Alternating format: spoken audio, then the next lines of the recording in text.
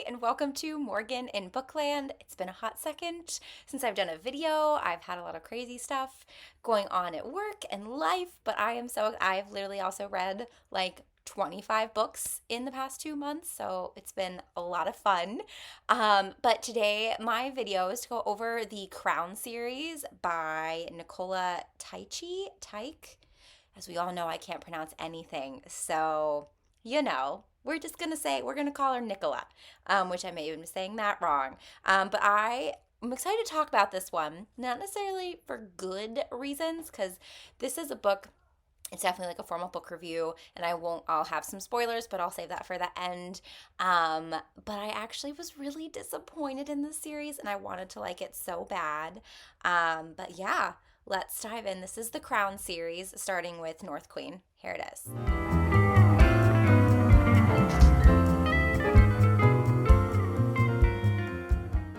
Okay, so the Crown series, which starts with North Queen by Nicola. We're just gonna go with Nicola. So this is a 3-book series. It's called Crowns. It is minimal. It's fantasy, but fantasy romance. Technically, it's a war book. If you can, there's the third book is called War Queen, so that kind of gives it away there. It's a war book. There's a love triangle. While it's a fantasy, the magic is a very minimal part of the world, and it barely comes into play, I would say. It's very reminiscent of Kiss of Deception and the Remnant Chronicles by Meg Pearson. I think Mary Pearson, Meg Pearson. You know what? The book's right here. Why don't I just look at it? Mary Pearson. So it gives me vibes of Kiss of Deception in terms of the world. If you've read this series, you know while there's magic, it's minimal and it has kind of that medieval feel with castles and just kind of like what people wear, how people talk, expectations of people, princesses, kind of the political landscape. It's very, very similar to the world of this, I would say. But let's dive in with we'll start with kind of a summary. Now, I can't go too much into detail because while this is kind of an overview of the series as a whole, I don't want to give any spoilers away. I'll have a little spoiler section at the end. But to kind of chat this through, and I looked at the back of the book of the first one to make sure I'm not giving away any spoilers. And it actually opens with the main concept of our main character, our main female character. Her name is Nora, and she awakens with no memory.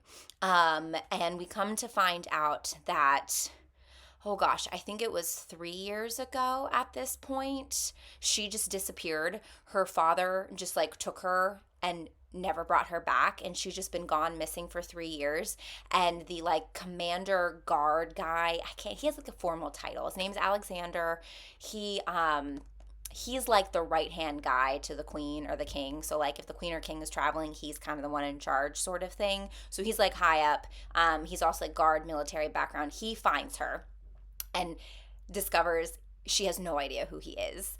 And kind of what happened was 3 years ago when her father took her away, there was like this ongoing war that was like a decade long, something like that. So they live in Mercia, I think. Probably Mercia would be interesting, but I'm sure it's Mercia, so we'll go with Mercia. The kingdom where they're in is in war with the Shadow Kingdom. And there was like this the part of like where the magic comes into play. There was this like foretelling that Nora would be seated on the Shadow King's throne, which everyone takes that to mean the Mercia is gonna overthrow the Shadow King and take control of their kingdom. So that's how the war kind of started between them. There's another war going on, but where the Shadow Kingdom and Mercia come into play as enemies, that all starts because of the fact that the Shadow Kingdom believes that Mercia is going to overtake them and take their throne, because that's kind of what the vision looks like, right? So, in order to save his daughter, so Nora is the daughter of the king. In order to save his daughter, he just takes her away. And then shortly after taking her away, he dies in battle at a very big pivotal point in the war. And then no one knows where she is, and obviously she knows where she is, but she then ends up starting the book off with memory loss. And when I say memory loss, like it's her entire life. Like it's not like the last 3 years are gone. It's like her entire life she has forgotten. So sad, right?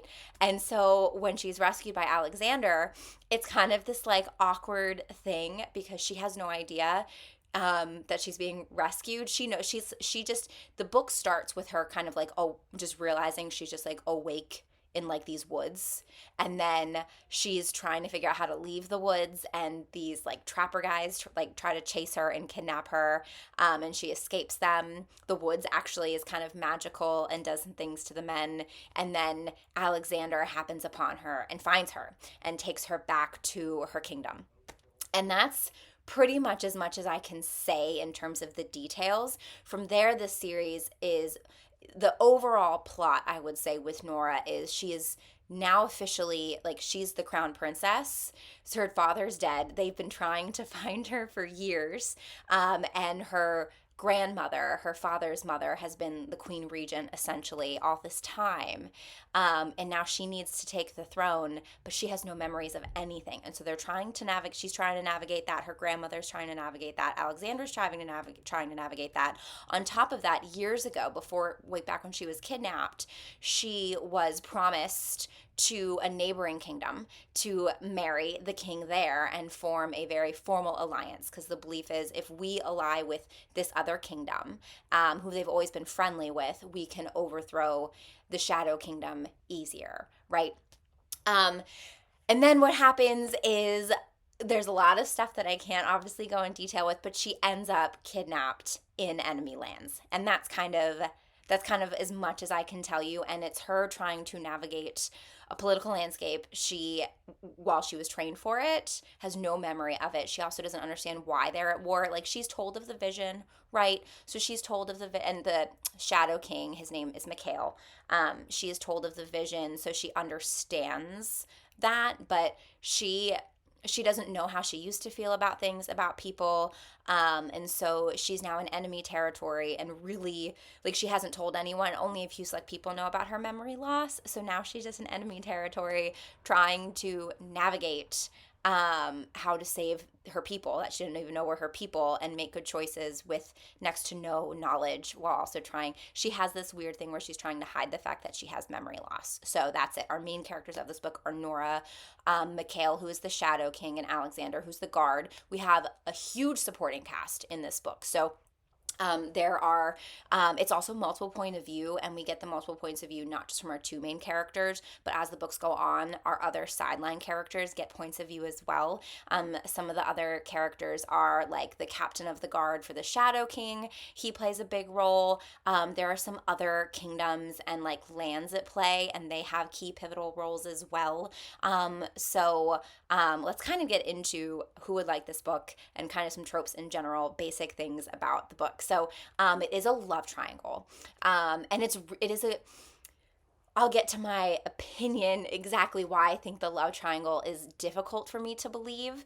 It's difficult to believe because of the memory loss aspect, and I'll go more into that into the spoilery section, because of the fact that her love for one character is solely based off of, apparently they were lovers in the past, or they weren't lovers, but they were in love in the past, but she has no memory of that. And so it's a little hard for the love triangle to ring true when one of the people she's supposedly in love with, she has no memories of him, and it just made that really hard. That it was a little unbelievable from that. However, I will say, getting memories back of this individual, and having a better understanding of their backstory makes the love triangle believable. Because I will say this, with love triangles, it can be really hard because there's usually a clear winner, where in this series, throughout all three books, she is torn between two men.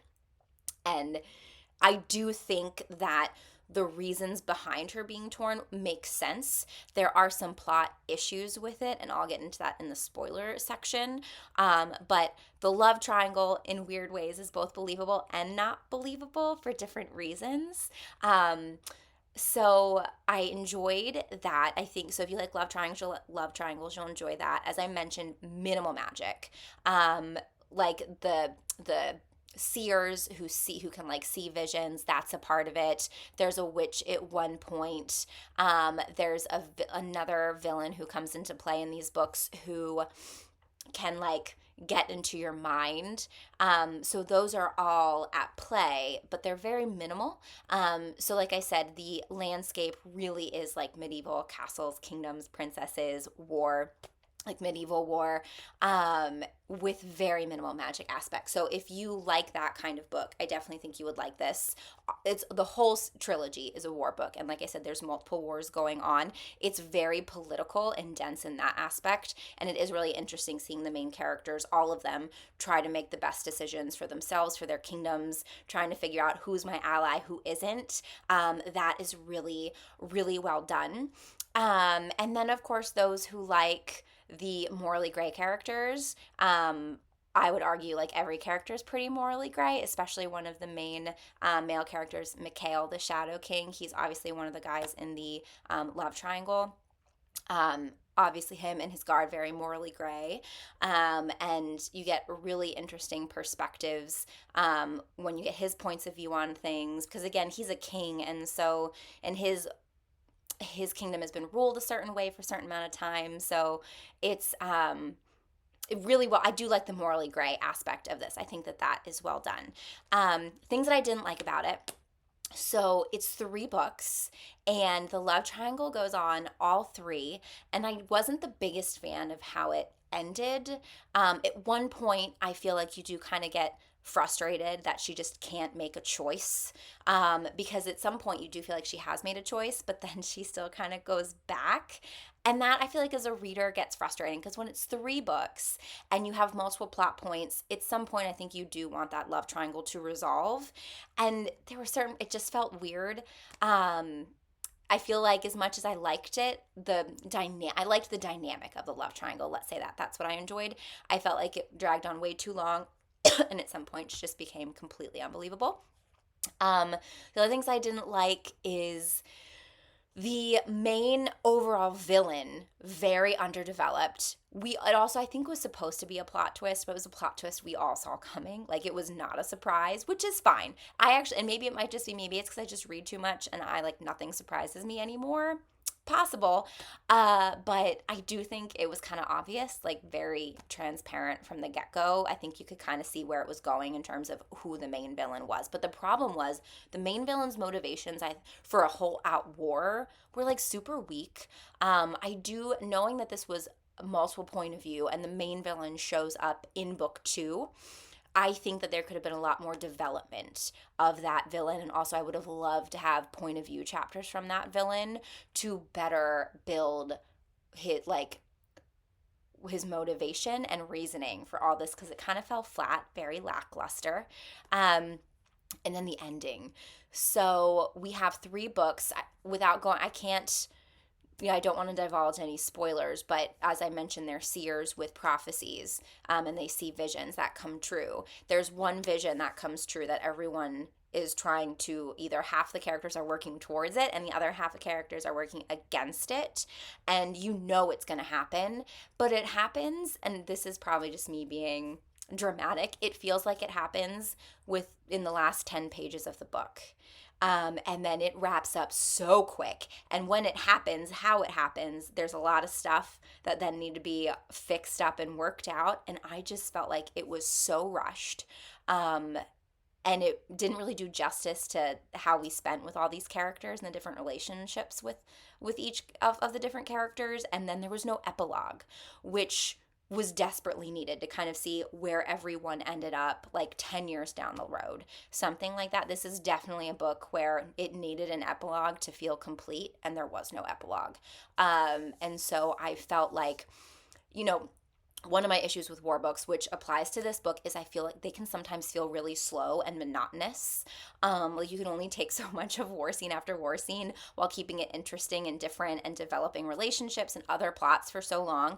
And it felt like it dragged on. And then for the ending to go so quick, that was really frustrating as a reader who sat through 3 very large, because they're large, dense books, to then get to like this huge point we've all been waiting for. And it's just Speedy Gonzales, like we're just going to get through it and we're done.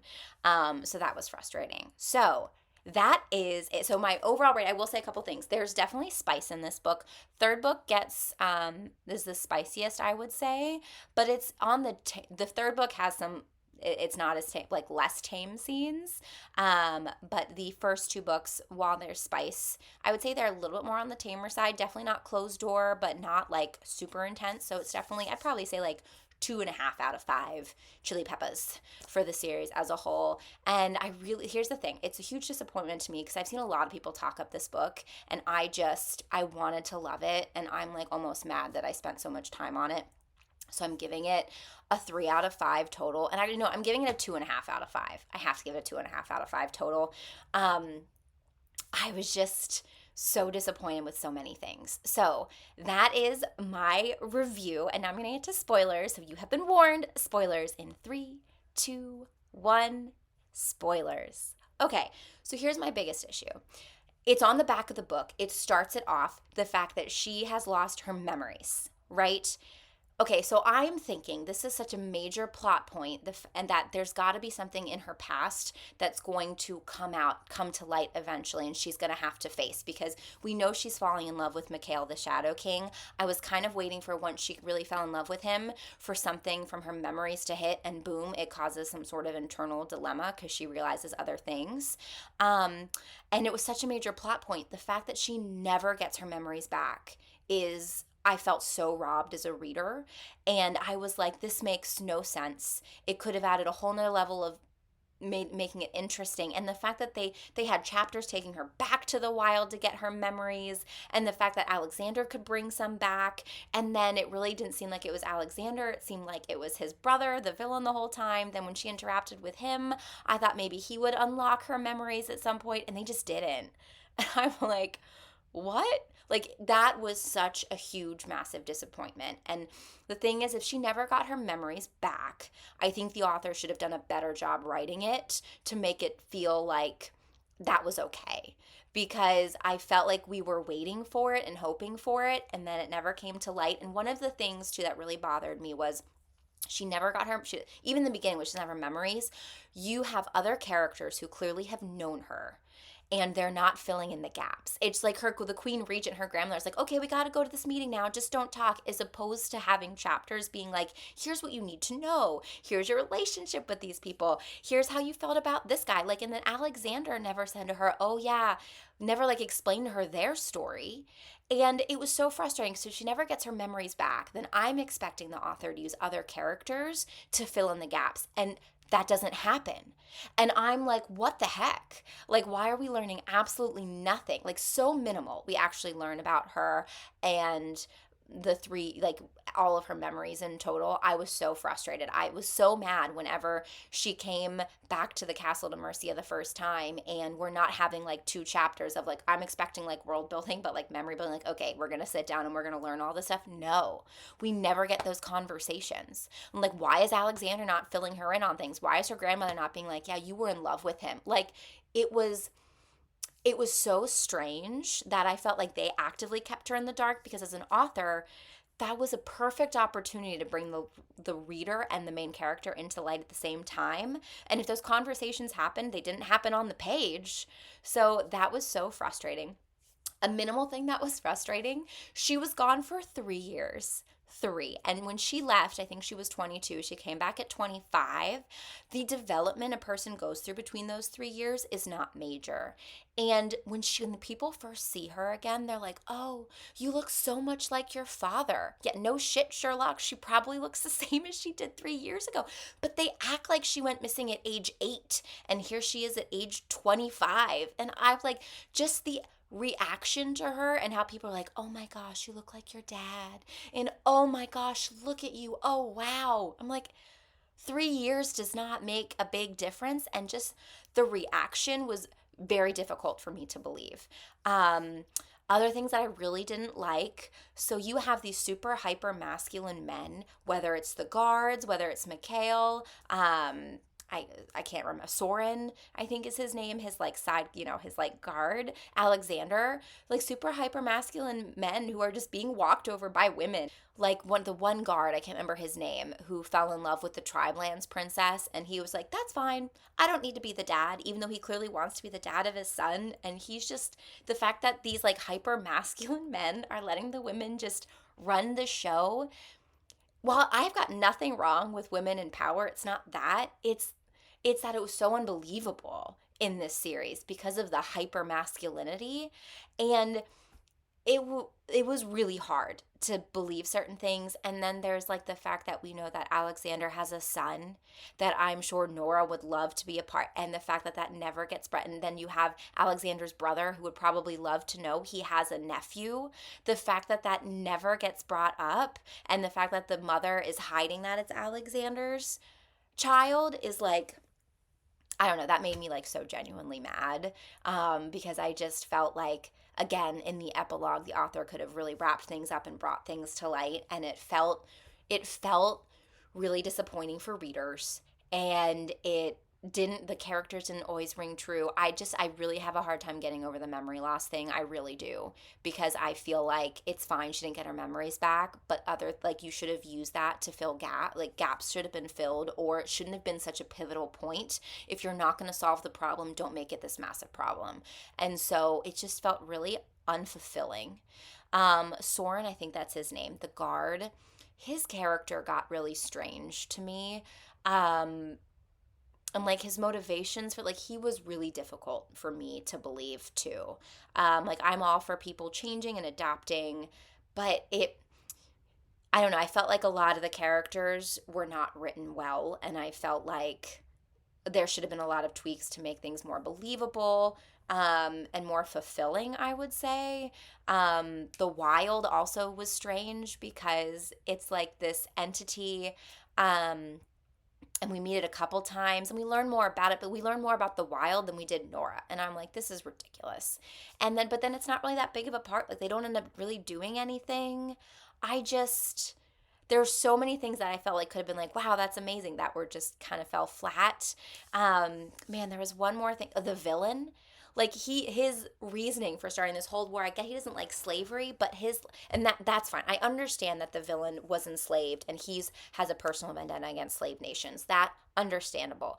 But his weird vendetta against his brother, and then Nora and Mikhail, like, that was very hard to believe. And then the fact that we as readers are brought through this trilogy, and this villain actually should have played a huge part in all of their lives and just really didn't, it just felt really rushed, and it was just not well done. So overall, I think it was an interesting concept that was just not executed well, and I think there were a lot of points where as readers you look back and you're like, wow, that was really disappointing how that ended up. So that is my biggest disappointment so far. 2023, the Crown series. It is North Queen, Shadow Queen, War Queen. I don't recommend it. I do recommend it for, like, if you like the Kiss of Deception Remnant Chronicles and you really like that type of book, because there's so many books out there that are fantasy driven. I think that this would be good because it might meet more your world building interests. But if you've read this series, I'm really curious to know your thoughts on these points, because clearly I'm very passionate about them, because listen, I wanted to love this book so bad and I just couldn't. But yes, I'll be on next time. My next video is going to be all the books I read in April. I read a crap ton of books in March and I just didn't have time to get through that video. So we're going into the April books now. But I hope you have a fantastic day. Please subscribe, like my video, follow me on Instagram at Morgan and Bookland. Let's have some convos about these crazy characters. Tell me when I'm wrong. I love to hear that too. So thank you for watching.